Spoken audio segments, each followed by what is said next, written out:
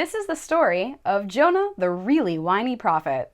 So, Jonah's job. He was a prophet. Did he get paid for that? I don't think so. You can't make a profit by being a prophet. Hey. God spoke to him, and he would translate that for the masses, and he would say, hey, God wants you to do this. And then the people would be like, okay, that sounds reasonable. So one day, God says to Jonah, hi, Jonah, I have a very special task for you. You know that terrible city, Nineveh? They, as a collective group mind, are doing some really bad things. They're making some terrible decisions. I need you to go to them and be like, hey, stop that. And Jonah's like, but Nineveh, really? They're not gonna listen to me. They're all terrible. God's like, okay, peace. Fine. And he goes to the port and he buys a ticket for a boat heading the opposite direction. Toot, toot. So Jonah goes and he takes a nap because he's like, ooh, running away from God is tiring. And he's a really heavy sleeper because he sleeps through a really big storm. Boom, crash, rain, wind, whoosh. And the boat's rocking back and forth and the captain's like, whoa, guys, whoa, somebody pray to something. And all the crewmates go, oh, whoever I believe in, please save me. And Jonah wakes up and he's like, what? What's going on? And he goes above deck, and everything's going crazy. Like, ah! Ah! Ah! Those are the sailors. They're all like being tossed from port to starboard, or whatever those ship terms are. And the captain's like, yo, Jonah, where have you been? He's like, I was asleep, man.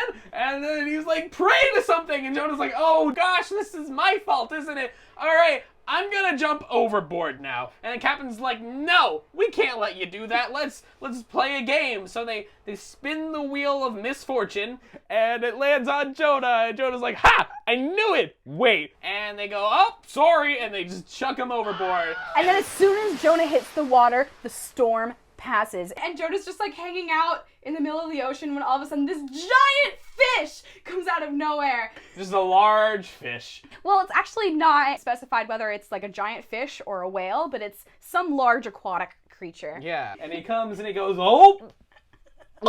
So he sets up camp inside the whale. So for 3 days he sort of sits. He's like, okay, God, I see what you did here. I'm really sorry. I should have listened to you the first time. Now I'm gonna do what you asked. And then the whale has indigestion and spits him up onto land. And conveniently, where did he wash up? The shore of Nineveh. So he hikes. That's convenient. He's covered in fish goo, and he's just like, okay, now I'm gonna tell the people of Nineveh to stop doing bad things. He goes up to Nineveh and he stands on his little soapbox and he goes, hey, Nineveh, guess what? You're all terrible people.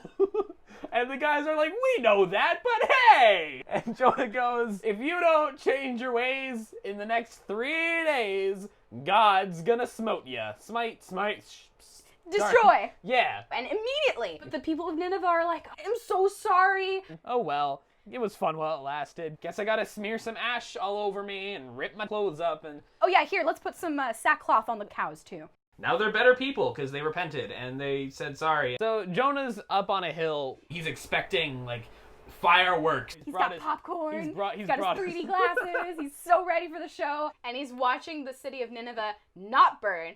And he says to God, God, didn't you say you were going to destroy Nineveh? And God's like, yeah, no. They apologized and they said they're going to change their ways. So I forgave them. Jonah's like, you forgave them? You did what? You forgave them?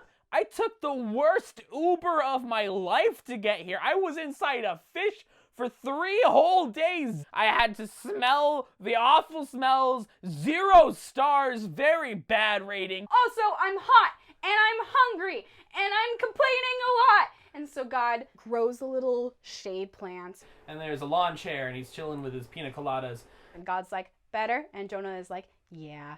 This is a story about how a nap and a snack can do wonders. Yes. And along comes a caterpillar. Chomp. Eats the entire plant. It's a really hungry caterpillar. They made an entire book out of it. And Jonah's like, no!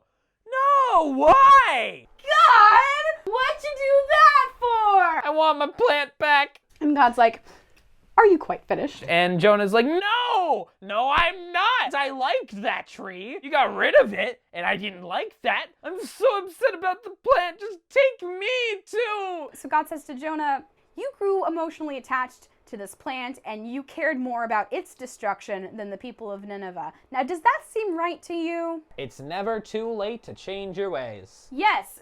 Jonah needs to learn that lesson. Also, sometimes it's better to do things the first time you're asked. And then the portion just ends. The end. Jonah, Jonah, living in the whale, tried to run away from God, that was bound to fail.